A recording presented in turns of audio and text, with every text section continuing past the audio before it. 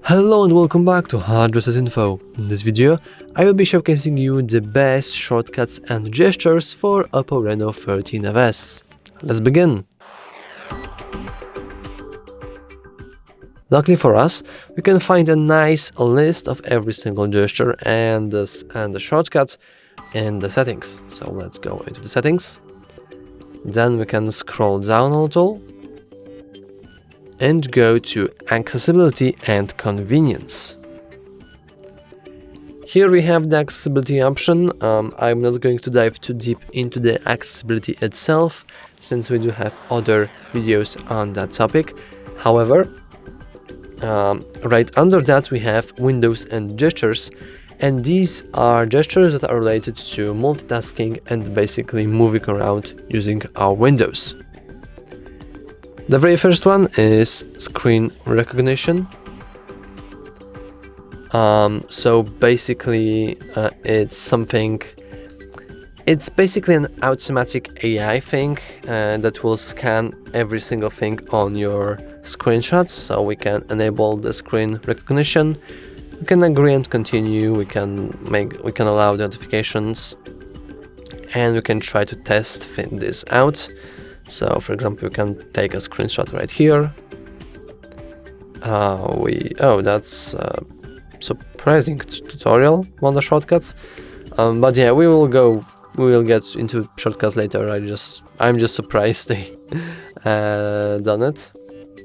You can see a little tutorial right here. So there should be is it here? Oh, the smart sidebar, sure. Let's get started.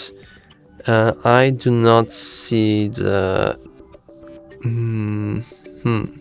It's interesting. The screen recognition seems to not working, or maybe I just don't know how to. You can save it to file doc, but nothing else really, which is unfortunate. We can go and share them maybe. But yeah, I don't really see that we can share it into the smart scanning thing. Or maybe no, this is just save it to the file doc. Well, this is disappointing a little bit. Though, as you can see, we have a nice way for us to save our screenshots in the file docs in order to save them later. Anyhow, let's leave this AI feature that's almost working. Maybe I just don't know how to use it. And let's go to something else. We have flexible window and split view next. Split view will basically let us use two applications at the same time. We can try to do that, though the settings are not supported, unfortunately. So let's go to the Firefox. Let's try to take Firefox into this view. And let's go to the Chrome, for example. And now we have a nice tutorial. As you can see, we can drag the divider to enlarge the window.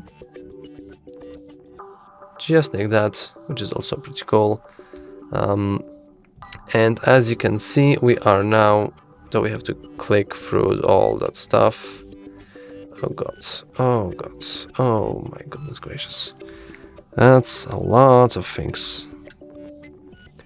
So let's go. Okay, now we are using two browsers simultaneously using the split view option.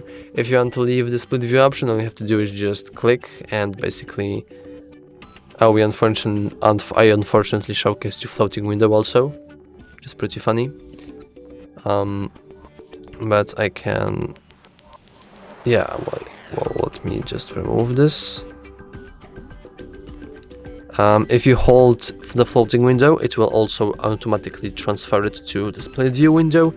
But once again, in order to remove and get rid of the split view, all you have to do is just move one thing right to the bottom.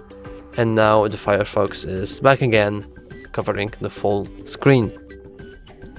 If we go back into the settings, well, actually I can just show you the animations from the split view. So we can also enter split view from the smart sidebar, just like that, with a simple move like this. And lastly, we can enter split view from recent tasks. So if we go here, we can just click these three dots and we can enable floating window or the split screen. Speaking of floating window, let's get into it because it's also pretty cool, though I don't really want to dive too deep into that because we have tutorials on the floating window especially. But as I said before, it's just the floating window, like the miniaturized version of your favorite application. And yeah.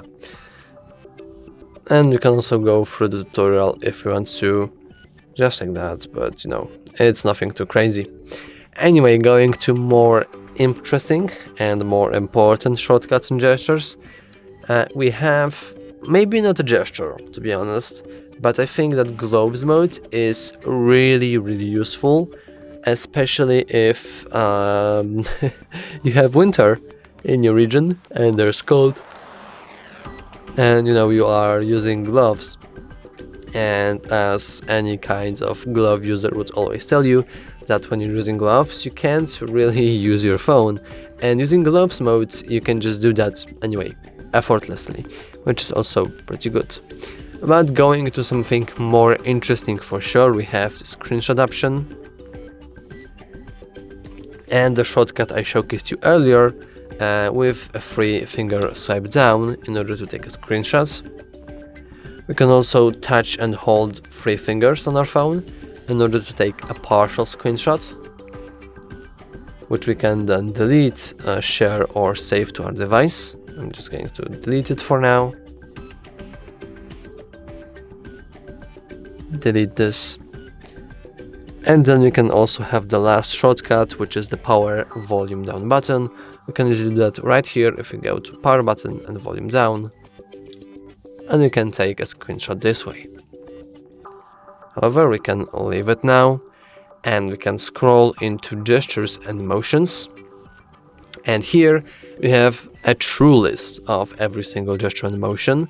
The very first one is screen of gestures, which are pretty interesting because they let us use and enable some stuff when our screen is off. So for example, the first one and most convenient one I think is just double tap to turn the screen on and off. It will work here. Oh, it won't work here, that's disappointing.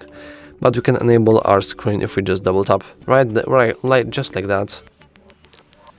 And then we can also enable a bunch of these. So for example, I will just enable this thing.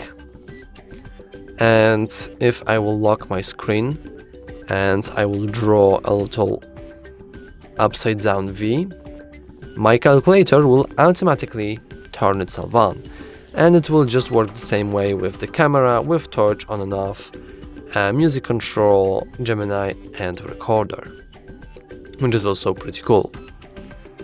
Going down, we have the ability to take screenshots, but I already showcased you that. Then we have turn on or off torch with volume button, whenever your screen is off and whenever no playback is in the background.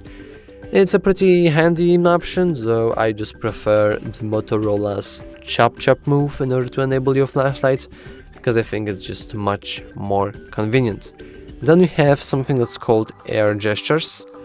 It's pretty interesting to use and many people don't even know it exists. But we can basically go through air control and we can go to learn gestures in order to basically try to go for a little tutorial. As you can see, we can hold the back over your hand, like with things pointed down this way, and now we can just flick our hand in order to answer the call, or we can do something like this, which always works. Now you can hold for 1.5 seconds in order to mute our call.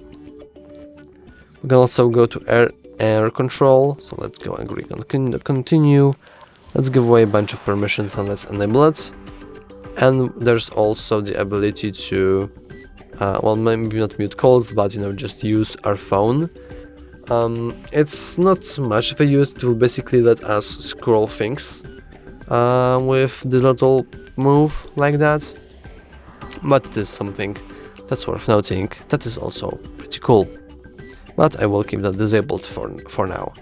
We have also the air scroll, which I talked about before. If you are doom scrolling but you are too tired to do this thing, you can just do something like this, which almost always working totally.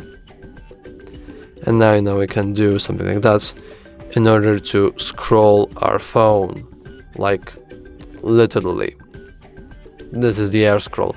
It's pretty funny, but personally I don't find it that useful. But if you want to, you can just use it. It's up to you completely. Then if we scroll down, we have 4 last things that are maybe not gestures, but they are more of emotions. But still, they are very, very useful. The very first one is raise to wake. It's pretty self-explanatory. If our phone is turned off, and if we just raise it, it should light up, just like that. Which is pretty convenient, and it basically swaps the need to use the power button or to double tap in order to enable your screen, just like that. Then we have lift to ear to answer calls. I can't really showcase you that because I can't have someone calling me right now, but it's also, I think, pretty self-explanatory. Then we have auto switch to receiver. Whenever you will lift your phone to your ear, so it will basically switch from one from one speaker to another, the one that's near your ear. And lastly, we can flip our phone just like that to mute our calls, and we can also enable this option right here. And if we leave it, I think it's almost all. The last thing I want to show you is the power button and the ability to basically change the shortcuts from the power button. Currently, the press and hold power button will enable our digital assistant, so we can just instantly check that. As you can see, we have the digital assistant from Google. How cool! But if we click change settings, we can just go and switch it to power menu. So, just like that. And it's also pretty cool. But yeah, I think it's all for this video. If you found it useful, please remember to like and subscribe. Thanks for watching.